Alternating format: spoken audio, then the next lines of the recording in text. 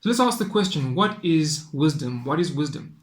According to the dictionary, wisdom is the quality of having experience, knowledge, and good judgment. There's a website on the internet, so if you just Google wisdom, this website comes up. It's called WikiHow, and it has an article on how to gain wisdom. And it describes wisdom as a virtue that isn't innate, but can only be acquired through experience. They further suggest that anyone who is interested in trying new things and reflecting on the process has the ability to gain wisdom. By learning as much as you can, they continue, being open-minded, trying new things, and stepping out of your comfort zone, you can gain wisdom.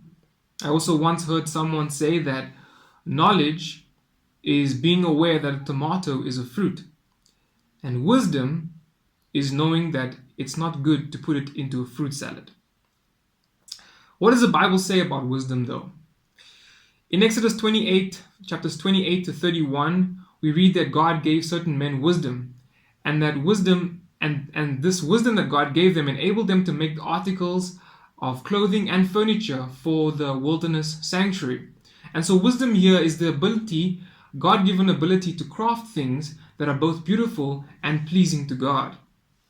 In Deuteronomy, we read that wisdom is keeping God's commandments, doing what He has commanded us to do. In 1 Kings 3, we read about the wisdom that God gave Solomon. This wisdom that God gave Solomon enabled him to make correct judgment in various conflicts. In Daniel 12, we read that the wise are those who lead many to righteousness. The wise are those that lead many to do what God wants them to do. And so wisdom here is the act of drawing people to God and to do what God wants them to do.